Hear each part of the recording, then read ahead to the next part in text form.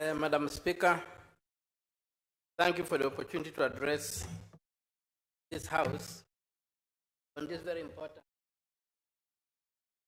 of Kenya's place in international order nations, especially on the African continent.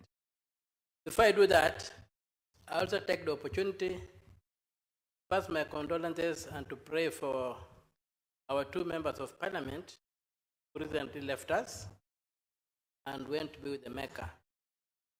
I was held up yesterday in other functions and I could not contribute to the motion when it was here.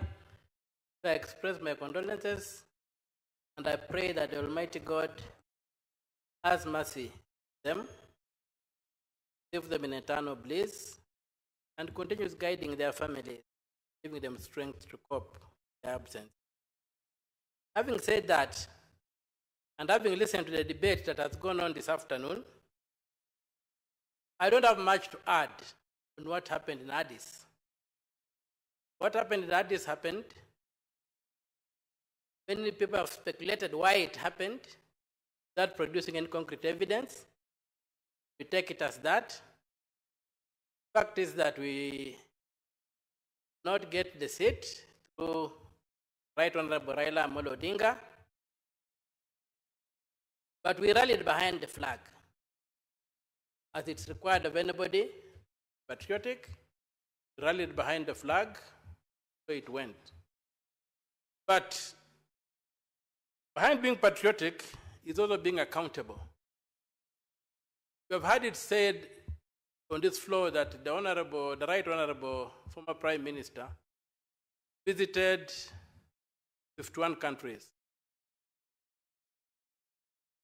It would be, and also we saw a motley crowd of Kenyans, a mixture of all manner of characters in Addis Ababa during the voting. Some even engaging in shamanical expressions of anticipations of victory. I would pray that in the interest of accountability and transparency, this House be informed how much money was spent on the campaign. Was it private money? Was it public money? And if it was public money, who authorized it? Was it in the budget of Parliament? Or was it in some mischievous arrangements between the Treasury and elements in the executive? Because it is this kind of escapades where there's no accountability that are used to steal money from Kenyans. So my interest is that the campaigns are over. We rallied behind the flag, but let us be informed how much money was taken out of the Treasury, if at all, and what procedure was used to authorize that. Because I've checked the Appropriation Acts, Parliament, I've not found any provision for that campaign. And so I would want to know how much was spent that campaign, and if Parliament was not involved, who authorized Treasury spend that money, if the money came from the public? The other issue that I would like to speak to, just please. I'd like to be informed by Senator Eddy. If it's credible. Proceed, Senator Eddy.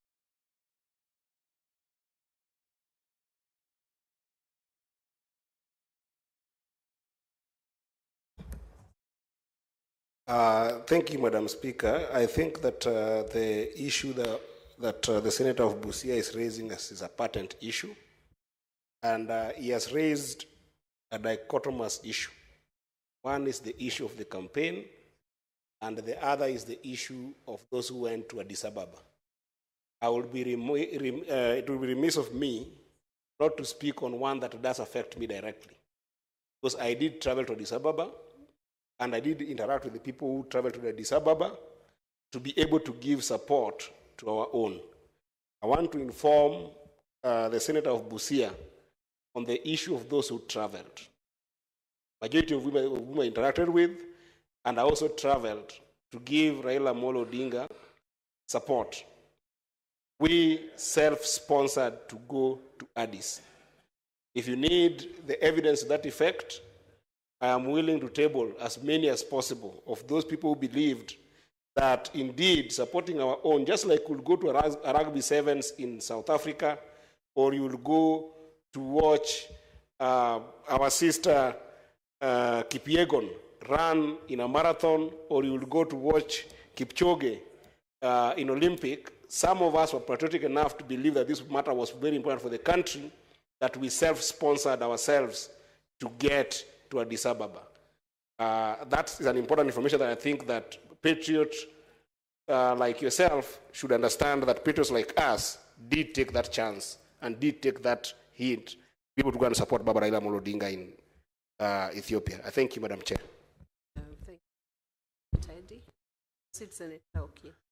Thanks for the unverified information.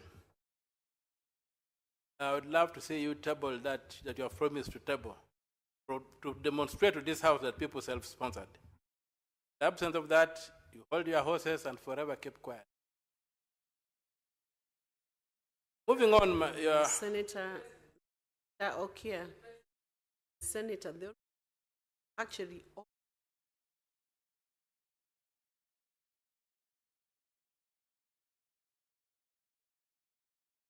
it's not evidence and table. It's not an area of contention, but it's an attempt to sugarcoat a tablet. That sugarcoating the one I'm guarding against. Which you would, after he table, find its sugar. Yeah, he needs to produce. Rendered a fair judgment. As well as Soyinka tells us that. Senator Eddie, you're allowed to table. Paid your own ticket. Thank you, my Proceed. brother. Having said that, many issues aside, a lot has been said about foreign policy. Where I stand, foreign policy basically means how attractive are you to others? Or how threatening are you to others? If you have no nuclear weapons, you cannot be threatening in the modern world. So you must have something attractive. Therefore, to be attractive, it means that your domestic policy, your domestics are okay. So, for me, I think the problem we have is framing what you call a foreign policy is on the domestic front. You cannot have a foreign policy worth talking of if the rule of law is disregarded. People who have got a different opinion are abducted. Foreigners who seek refuge here are kidnapped and repatriated, extradited, or whatever the word is, to their countries without due process. All those things, when you can't pay your schools, your universities, your hospitals, everything is in a mess. Your debts are unserviceable.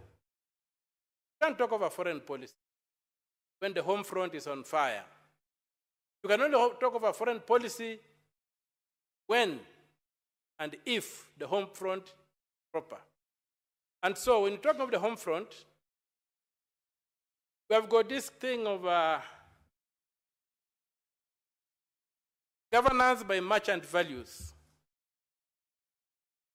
Some may call it deal making, but almost what you talk of the Merchants of Venice, the plays of Shakespeare. Here we are, that today in Nairobi, we have the Janjaweed being allowed to open an office. This is a genocidal organ that tried to eliminate black people, and it killed millions of black people. It was not even religious, because the people in Darfur are largely Muslim, profess the Muslim faith, but they were killed because they were not Arabs by this group. It's a record, it's a matter of public notoriety that the Janjaweed has now been given an office in Nairobi to operate from, has a history of trying to eliminate black people. What do we stand for as a country? Who has benefited from that process? Where is the due process leading to that particular decision? Article 10 of the Constitution is very clear. And it's very clear by stating that policy decisions, and that tax the executive, must be subjected to public participation. At the very least, a paper should have been tabled in Parliament on the issue of Kenya wishing to go to bed with the Janjaweed. Then you could debate it. Also surprising is that this thing has happened so soon after the Addis Ababa debacle. I call it a debacle because looking at the evidence, that such things don't happen overnight. There must have been negotiations and must have been interactions between this group and the regime running the Republic of Kenya. So, there must have been intelligence that Kenya cannot produce a chair of the AU who can be a neutral arbiter because the government is in bed with factions that are responsible for undermining the rule of law and the issues of governance on the continent. So I'm sure people knew. And we know some time back, His Excellency Dr. William Samoei Ruto was proposed to be chair the negotiations over the Sudan. And we remember the government in Khartoum stating in very clear terms that it could not allow it because they perceived him to be biased. A few years later, you can see that their fears were not idle.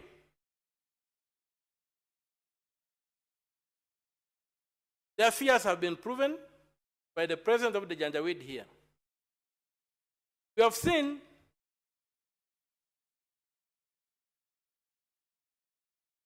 matters happening in this country where even a group pronounced its opposition to the government, the Congo, the Democratic Republic of Congo, from Nairobi.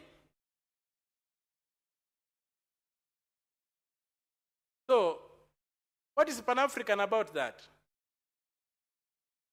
When you look at the genocidal wars in the Congo, what's Pan-African about the Janjaweed being here? When you look at the genocide in Darfur, in the Sudan. Madam Speaker, I think we need to take a good look at ourselves as Kenyans in the mirror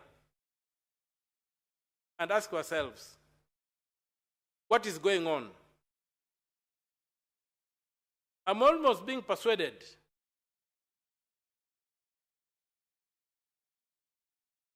that we are getting to a point whereby the Republic might need to invoke Article 144 of the Constitution.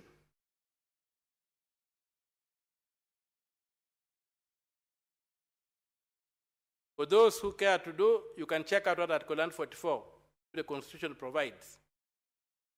Because some things that are happening defy logic, defy any attempt at understanding them,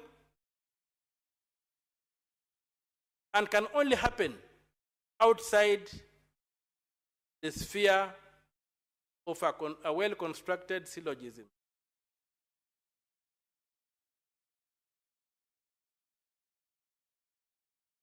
Madam Speaker, it's a very, very heavy heart that today I stand in this august house as a powerless legislator, a House that has totally failed to have any impact on the executive, a House that has got absolutely nothing to write home about its achievements. Absolutely nothing. Even if you gave them the back of a postage stamp and a felt pen, they would not feel it within an achievement you have had in terms of checking the executive. We don't understand the insignia on our own desks here. Deputy Minority Whip, Minority Whip, Minority Whip, and a Majority Leader, whatever,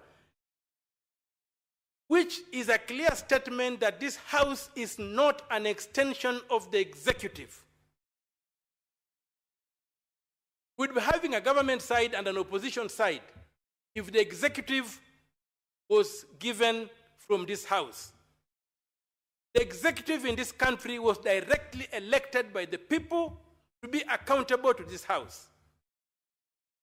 The structure of the Constitution is such that the president must be lobbying and begging this House to allow him to do what he wants to do as a check. If it's appointments, they come to Parliament for clearance, be it in the National Assembly or here. If it's a budget, it comes to Parliament for approval. But things have been turned on their head. And today, it's MPs kneeling before the president instead of the other way around.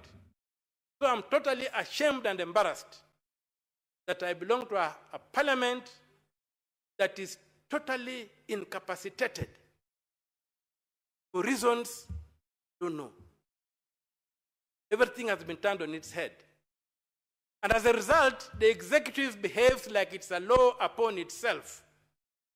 That's why the Janjaweed can be given an office in Nairobi at the whims of an individual and claim that the people of Kenya have welcomed the Janjaweed come and run their genocidal government from Nairobi.